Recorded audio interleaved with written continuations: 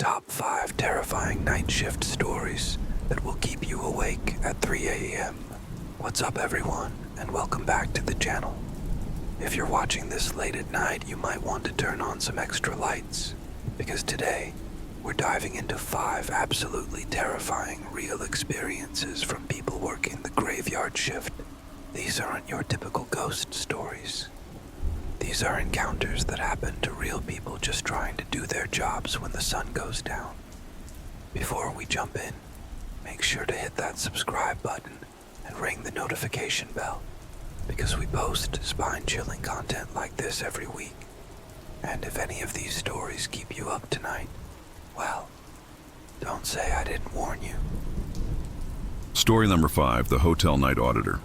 Our first story comes from someone who worked the night audit shift at a mid-tier hotel right off the interstate. For those who don't know, night audit is basically babysitting an empty hotel from 11 p.m. to 7 a.m., checking in late arrivals, running reports, and making sure everything stays quiet.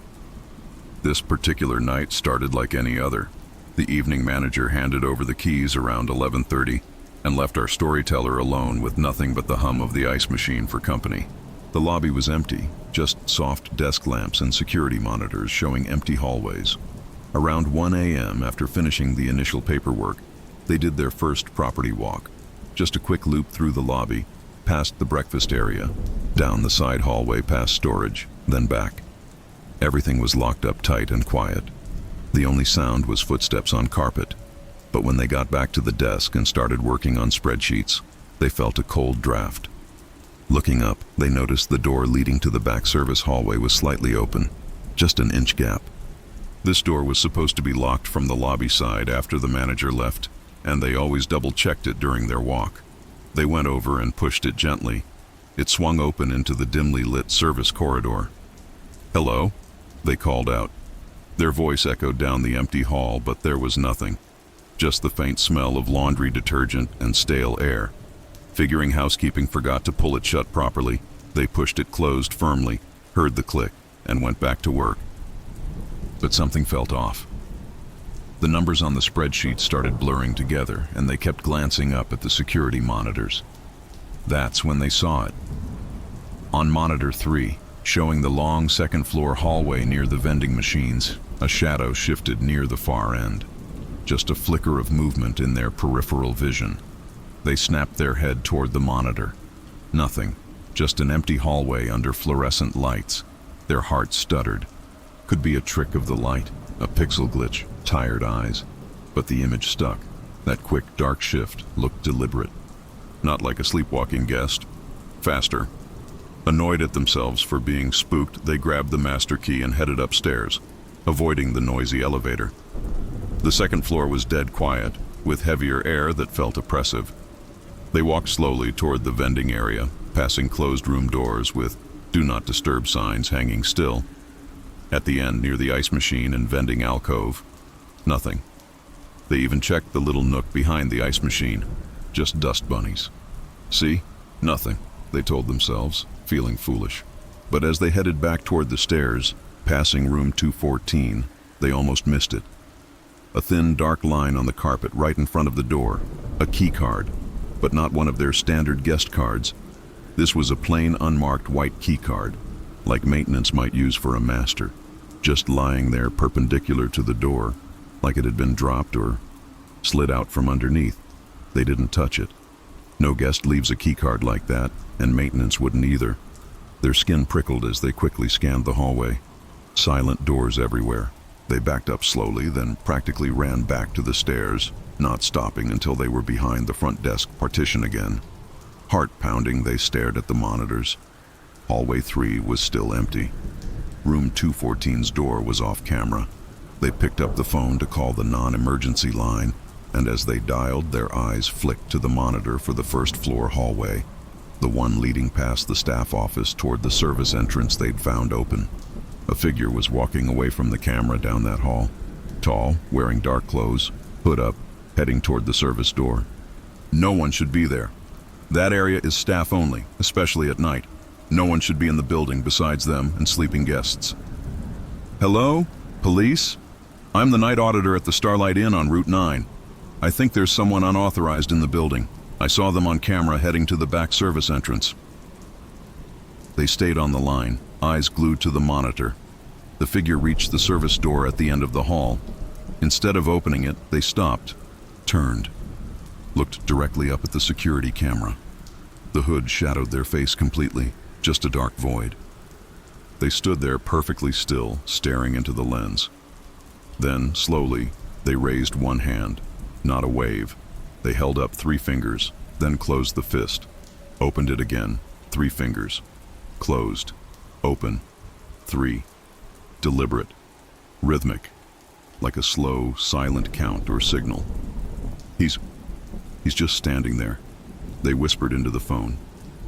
Looking at the camera, he's holding up his hand, 3 fingers. The dispatcher assured them officers were on the way. The figure kept up the gesture for another 10 seconds. 3 fingers, close, open, 3. Then they finally lowered their hand, turned, opened the service door silently, and slipped out into the night. Police arrived quickly and searched the building, found nothing. The keycard in front of 214 was gone, vanished. When they checked the keycard log for the service door, it showed it had been unlocked by a master keycard at 1:47 a.m., right around the time they felt that draft and found it open. The log showed no keycard was used to lock it again until they physically pushed it shut. Whoever that was had a master key. They'd been inside. They'd watched them on camera. They knew they were being seen. That gesture, 3 fingers, what did it mean? 3 a.m.? Room 3? Something else? Management reviewed the footage. The figure's face was never visible. The plain keycard couldn't be traced. They changed the master lock codes the next day, but that's it. No one knows who it was, what they wanted, or why they showed that count. The worst part isn't the fear they felt then. It's the dread they feel now. Every time they work alone, every time a door isn't quite latched, every time they see a shadow on the monitor, wondering if they'll come back, and what 3 means.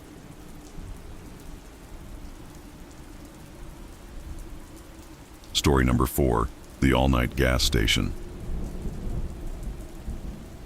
24-hour gas station out on an old highway where someone worked overnights for about 6 months. Picture this, just them, fluorescent lights, the hum of coolers, and the occasional trucker pulling in for fuel or cigarettes. The place felt exposed, a lit-up island in a sea of dark fields. This particular shift started quiet. Their relief left at 11, locking them in for the night. Policy was to keep the doors locked after midnight, only opening for customers who knocked. They did their opening tasks, counted the register, checked lottery tickets, made a pot of what they described as sludge-like coffee. Around 1:30 a.m., a beat-up sedan pulled up to pump 3. Nothing unusual there. A guy got out, maybe late 30s, thin, wearing a faded gray hoodie even though it wasn't cold. He filled his tank and they watched him on the camera monitor above the register. He didn't look toward the store once, just stared straight ahead at the pump numbers clicking over. Paid at the pump with a card, got back in and drove off. Normal enough. But about 20 minutes later, the same sedan pulled back in, parked at pump 3 again. Same guy got out, same hoodie. This time he didn't pump gas. He walked straight to the door and knocked. Hard. They buzzed him in over the intercom. "Can I help you?" they asked, keeping their hand near the panic button under the counter. He walked in slowly, didn't look at them, went straight to the coffee station. Poured himself a large cup, black, no additions. He walked up to the counter, placed the coffee down, and put exact change on the counter. All coins, 3 quarters, 2 dimes, a nickel. "Just the coffee?" they asked, scanning him. His eyes were bloodshot, unfocused. He just nodded, still not really meeting their gaze. They rang it up, took the coins. He picked up his coffee, turned and walked out without a word. Didn't get back in his car. Just walked off into the dark field beside the station, coffee steaming in his hand. Weird, but okay. Maybe he lived nearby, though they'd never seen him before.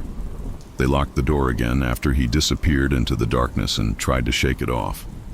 Weirdos are part of night shift territory, right? They went back to stocking cigarettes, trying to ignore the creeping unease. The station felt colder suddenly. The hum of the coolers seemed louder, more aggressive. Maybe 10 minutes passed when they happened to glance up at the security monitor showing the side of the building, the one with the dumpsters and the locked propane cage. Something moved near the propane tanks. A flicker of gray. They froze, stared at the screen. The image was grainy, black and white. Nothing there, just the shadow of the cage. Their eyes playing tricks, surely. They forced themselves to look away, back to the cigarette cartons. Then they heard it. A soft tap, tap, tap on the glass. The side window, the one that looks out toward the propane cage. No one ever goes over there. It's dark, overgrown, and smells like diesel. Their heart slammed against their ribs. They didn't want to look, but they had to. Slowly, they peeked over the counter. The side window was empty. The monitor showed the propane cage area, also empty. Maybe it was an animal? A branch? They tried to convince themselves. But the tapping had sounded like fingernails, and the shuffling, too heavy for an animal. They decided to call it in. As 911 started ringing, they glanced at the front door camera monitor. He was back, standing perfectly still under the awning light at pump 3, facing the store, hoodie up, holding the cup of coffee. Steam still curled faintly from it. He wasn't looking at the door. He was staring directly at the camera above it, like he knew they were watching the screen inside. 911, what's your emergency? The dispatcher crackled. I'm at the quick fill on Old Highway 17. They whispered, trying to keep their voice steady. There's a man outside. He's been acting strange. He came in earlier, walked off into the field. Now he's back just staring at the camera. I'm alone. Is he trying to get in? No, not yet. He's just staring. There he goes again, they added, as the man poured what looked like the last of his coffee onto the ground. Okay, stay on the line. Are the doors locked? Yes, front's locked, back's dead bolted. Officers are on the way. Before the dispatcher could respond, the man turned and walked away from the camera, melting into the shadows by the pump. They waited. Minutes crawled by, still no sign of him. Then the police arrived. They opened both sets of doors, letting the officers in. He's gone, they said, voice shaking. They pointed to the monitor showing the dark field. The officers watched it for a moment, then turned to them. Stay calm, one said. We'll check it out. They joined the officers by the window. Looking out together, they scanned the darkness. The scraping sound came again, followed by a soft thud. There, one of the officers breathed, motioning to a spot near the propane cages. They all watched as something dark came out from between the tanks, brushing against the cage bars. It looked like a man, tall, thin. He was dragging himself closer to the light spilling out from under the door. Hey, an officer called out. Get on the ground! The figure didn't respond. The officer stepped forward. Do it, he repeated, gun drawn. Slowly, the figure raised his head. The officers gasped. It was the same guy in the hoodie, only now he was kneeling like he was praying. Head bowed, shoulders shaking. Beside him, a puddle spread around his feet. They rushed forward, helping the man up, handcuffs already out. He allowed them to take him away without a fight. As they led him toward the cruiser, one of the officers looked down at his shoes.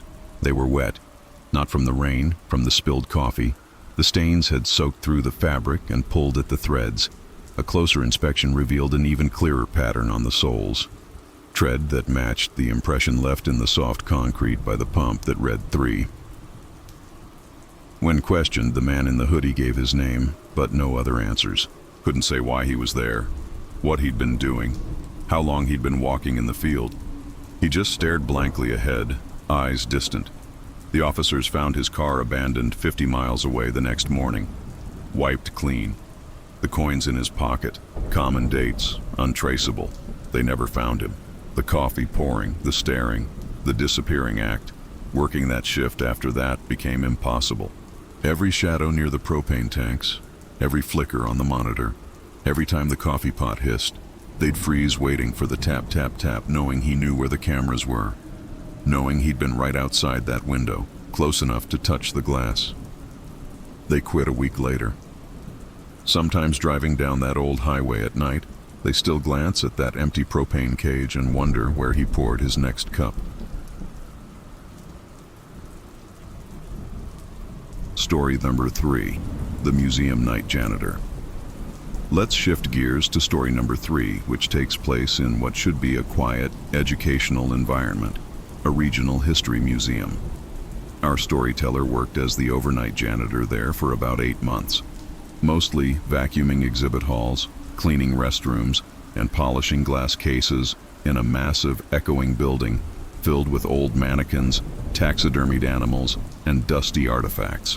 The silence in these places is thick, broken only by the whine of a floor buffer or the distant hum of climate control. Security did rounds every 2 hours, but they mostly stayed in their booth watching cameras. It was just them alone with the past. This particular night started routine. They signed in at 10 p.m. with Carl, the security guard on duty. "Quiet one tonight, Mike," he said, handing over the keys to the janitorial closets.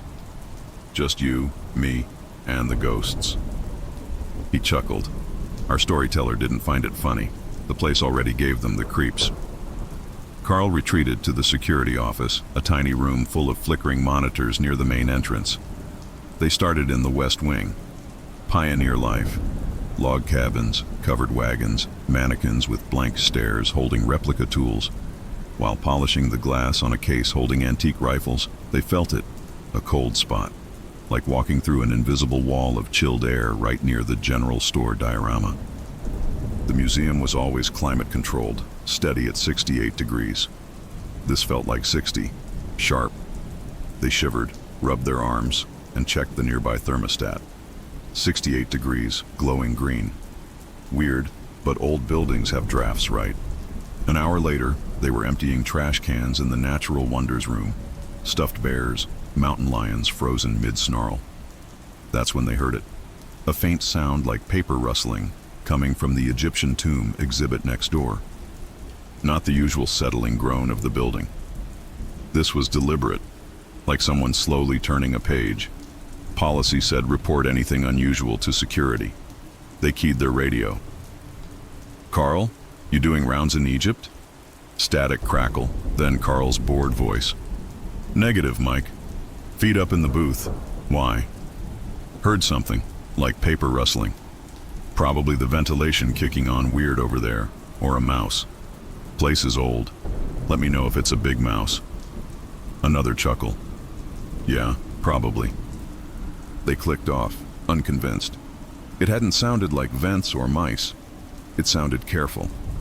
They finished the trash and stood outside the entrance to the Egyptian exhibit. Dark wood double doors, slightly ajar. The lights inside were on their night setting, just dim spotlights on the main sarcophagus display, the rest in deep shadow. The air felt colder here, too. They pushed one door open slowly. "Hello?" Their voice echoed in the chamber filled with replica hieroglyphs and fake stone. Nothing moved. The central glass case held a replica mummy and some dusty pottery. Everything looked untouched. They walked in, sneakers squeaking too loud on the polished floor. Checked behind the large replica obelisk. Nothing. Behind the Pharaoh's treasure display case. Empty. The rustling sound didn't repeat. Feeling stupid, they left, pulling the door mostly shut behind them. They moved on to the main lobby, a vast space with marble floors and a stuffed bison under a dome. They started the buffer. The machine's loud drone usually drowned out their unease. Not tonight. As they pushed it near the grand staircase, they glanced up. On the dark, polished marble of the third step from the bottom, something glistened. Wet. They killed the buffer. Silence crashed back. Clear, wet footprints. Small, like a child's bare feet. Leading up the stairs. Fresh, already starting to evaporate at the edges on the cool stone. Their blood ran colder than any draft. "Policy, do not engage. Report to security immediately." They fumbled for their radio, hand shaking. Carl, come in. Go for Carl." Footprints, on the main stairs. Small wet footprints going up. A pause, longer than comfortable. "Wet footprints? You sure? Maybe a leak? Or you tracked something?" "No, they're small. Kid-sized, bare feet. And they're fresh, going up the stairs." Their voice was rising. All right, stay put. I'm coming out." He sounded annoyed, not alarmed. They stood frozen at the bottom of the stairs, staring at those faint, shrinking prints leading up into the darkness of the second-floor gallery. The silence pressed in. Then, faintly, from upstairs, a giggle. High-pitched, brief, cut off abruptly, like a kid covering their mouth. Terror locked their joints. That wasn't a draft. That wasn't a mouse.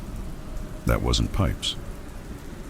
Carl's heavy footsteps approached from the security office corridor.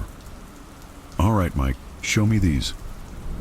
He trailed off as he saw their face, pale under the lobby lights. Then he saw the prints, now just damp smudges. Huh. He drew his flashlight and baton. "Stay here, I mean it." He started up the stairs, flashlight beam cutting through the gloom. They stood alone in the echoing lobby, listening. Carl's footsteps faded above. Then, silence. Too long. Their radio crackled, making them jump. "Mike?" Carl's voice, low, tense. "Get up here, second floor, Frontier Gallery, now, quietly." Every instinct screamed, "Run out the front door." But Carl was up there. They crept up the stairs, avoiding the spots where the prints had been. The second floor was darker, exhibits like caves. They followed the beam of Carl's flashlight, cutting through the Wild West display, saloon fronts, a stagecoach.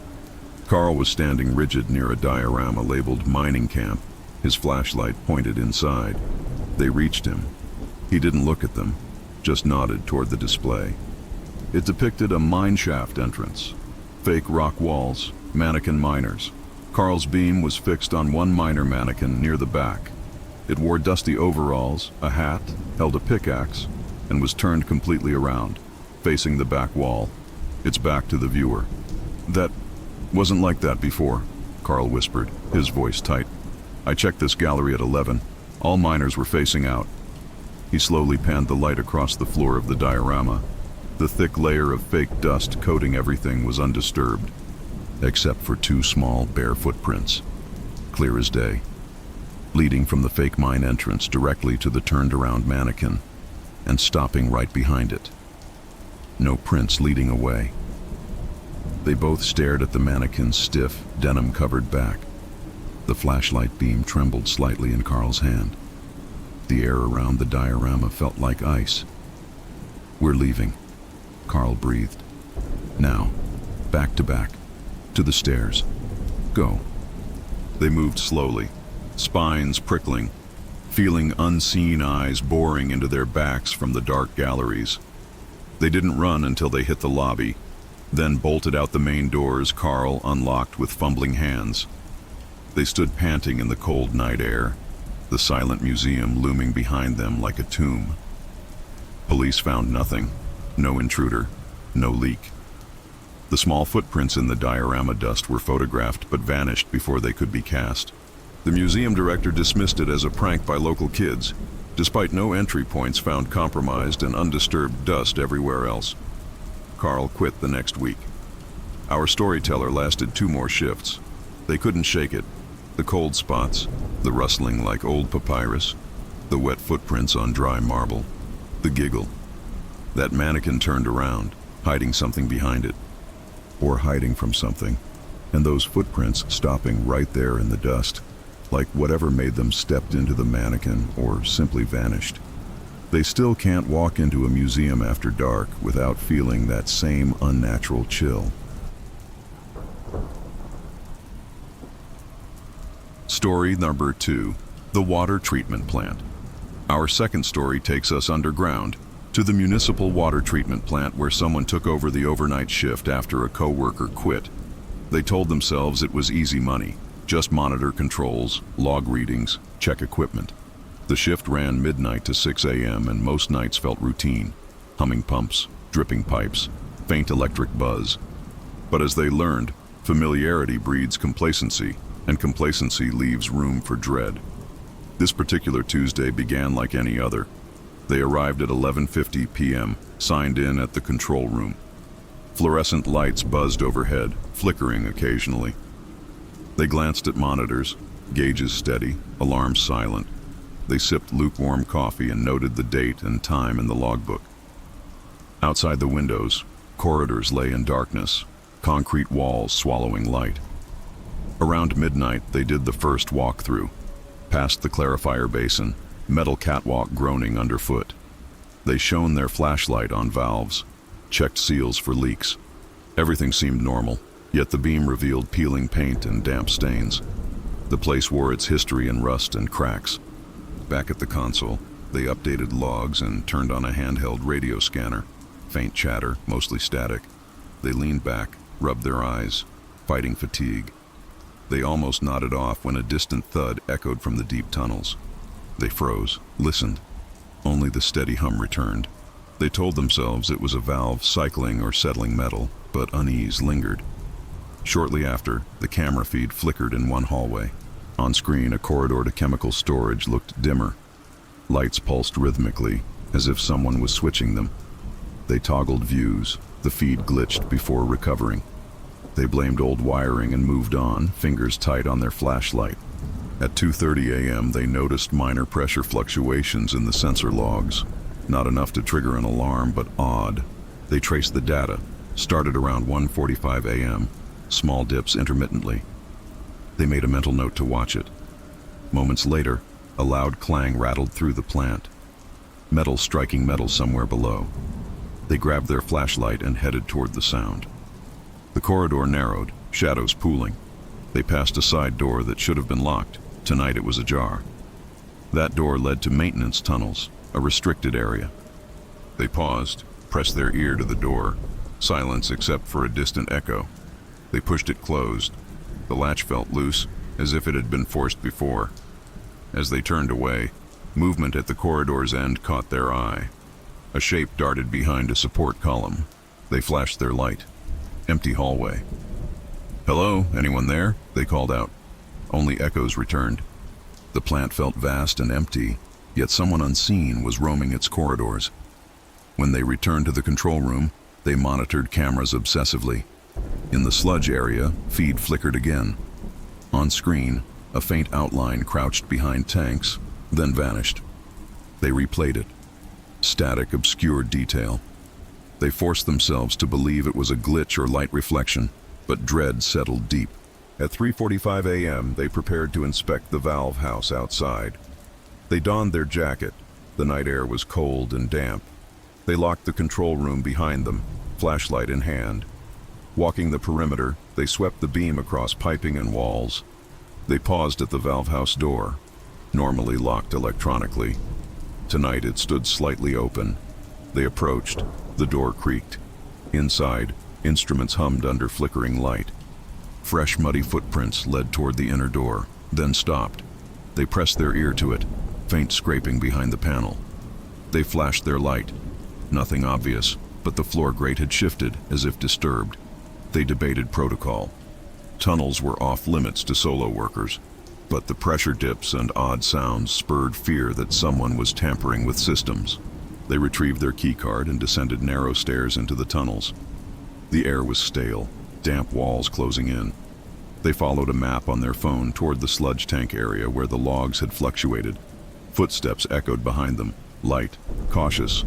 They swung their flashlight around, empty. They called out, "Maintenance here, state your identity." An echo answered back in a muffled whisper. Ahead, a floor drain cover was displaced, revealing a dark void. They knelt, shone their light. Water glinted far below. They didn't recall any drain there. Someone must have moved it. Panic surged. They backed away, heart pounding. Then they heard a voice, a whisper from the darkness. "Help me." They froze, flashlight beam wavering. The voice was distant, strained, like it was carried through ventilation. They stepped forward. "Who is it? Are you hurt?" Silence, then soft scraping as if something was being dragged. They fled toward the stairs, breath ragged. On return to the control room, they locked the door and pounded the console to alert security. The system showed no unauthorized entries. They radioed Central. "Possible intruder in tunnels. Request immediate support." Response: "Acknowledged. Backup en route." They sat trembling, eyes on monitors. Minutes felt endless until footsteps approached in the overhead corridor. They grabbed their flashlight, edged to the door, and peered out. Corridor empty, lights flickering. Then they saw a figure in maintenance coveralls, face obscured, standing half in shadow by the control room window. They darted inside and locked the door. The figure moved on silently, footsteps receding. They backed against the console, hands shaking. Sensors were now normal, pumps and valves functioning. But they knew someone had been there, skulking through hidden passages. When security arrived at dawn, they swept tunnels and perimeter. Found footprints, the displaced grate, but no person. Cameras showed a glitch at 3:50 a.m. Static in the tunnel's feed, no clear image of the intruder.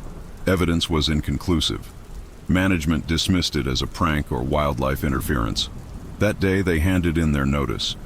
They couldn't stay, knowing someone had breached protocols, tampered with infrastructure, and whispered from darkness. In daylight, the plant seemed benign. Pipes gleamed under fluorescent light. But memories linger. The latch left open, flickering cameras, shadow shapes. Even now, passing waterworks or hearing the distant hum of machinery, they feel a chill. They learned how thin the veil is between normal and nightmare when you're alone in the night.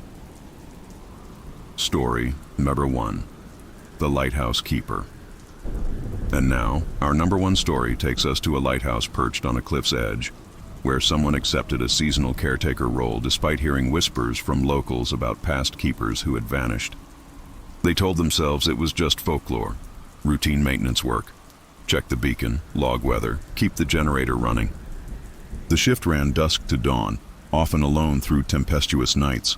Solitude promised peace, but it can also invite dread. Before arriving, they reviewed old logbook entries left by the previous keeper. The handwriting was shaky in places, with mentions of strange sounds and cryptic notes like, "The light speaks." They assumed it was exaggeration. When they first climbed the rusted stairs, the salt-bitten walls and kerosene scent felt comforting. Routine tasks grounded them. Inspect the generator room, polish the lens, record barometer readings. The first night was calm, until midnight. They climbed to the lantern room, listened to machinery hum as the beacon spun. Through misted glass, they studied the sea's darkness. Then a soft knock echoed on the entrance door. Their heart leapt. They descended. The door was locked tight, no sign of footprints outside. Wind battered the shutters, so they blamed it on storm gusts. But unease settled. The radio crackled later with a faint voice. Watch the light. They froze, radio in hand. Lighthouse station identify, they keyed back. Only static returned. They checked the log. No scheduled communications, no other vessels expected. The words replayed in their mind, unbidden. Around 2 a.m., fresh footprints on the balcony cement greeted them. Boot treads, unfamiliar, size larger than theirs. They led to the railing, then vanished into sea mist. They imagined a trespasser seeking refuge, but why approach and disappear? They locked the door behind them, tea turning cold in their cup. Exploring the attic storage dusty crates of lantern parts and oil tins, they retrieved a spare bulb when they heard a soft scrape behind a crate. "Hello?" they whispered. Silence. Their beam revealed an empty corner, yet something felt off. Shadows seemed deeper than mere absence. Later, the logbook lay open, though they'd left it closed. Pages fluttered, the windows were shut. Ink was smudged as if wet, but pages were dry to touch. A note was tucked under an entry. "The light remembers." They stared, uncertain if they'd placed it there. Fear pressed in their chest. Power flickered. The kerosene lamp guttered despite a full reservoir. They rushed to the generator, panels normal, circuits intact. The clock read 3:45 a.m. Climbing to the lantern room again, they saw movement on the balcony, a tall hooded silhouette. A flash of their beam revealed the shape, then nothing. They called into the wind. Echoes returned, mocking. Each step down the stairs felt heavier. Tapping came from the ceiling, like someone rapping inside attic floorboards. They ascended again. Tap, tap. Then a thud as if something dropped above. No attic hatch existed, yet the disturbance was undeniable. They returned, heart racing, noticing a new note. You cannot leave. The ink was fresh, paper damp from sea spray, but no windows were open. They touched the note. Cold lingered on their skin. Winds died before dawn, leaving oppressive silence. From the lantern room, they glimpsed a figure on a distant cliff edge in the beam's sweep. Frozen, the figure raised an arm as if signaling. Then it was gone. They descended, packed gear with trembling hands, locked the generator, secured doors, and left a note in the log about safety concerns, anomalies, footprints, messages. As they stepped onto the cliff path toward their pickup, wind carried faint laughter or sobbing. They couldn't distinguish which. They turned back. The lighthouse stood against dawn, a silent sentinel. Their supervisor searched afterward, found no intruder. Footprints had been washed by tide, no evidence but their report and those mysterious notes. They thought departure meant safety, but the day after returning home, odd calls came. Static, then faint echo. Stay. They dismissed it as a prank until they found a line in their journal, in their own handwriting, that they didn't recall writing. The light follows. The memory gap pressed on them. Weeks later, they dreamed of the lighthouse, lens shattered, waves pouring in, and a face in darkness whispering, "Watch the light." Waking, unease lingered all day. They tried to convince themselves it was stress, isolation residue. But then they received a package. Inside, a single page torn from the old logbook, ink faded, an entry not in the published records. The last keeper's final note. "It saw me watching, now I watch with it." The handwriting matched the shaky entries they'd seen, but the date was decades old. A chill raced through them. How did this reach them here, far from the coast? They returned to that page repeatedly, each reading making the words swim. They felt drawn back, compelled to return the log fragment to the lighthouse. They fought the impulse, but the phrase,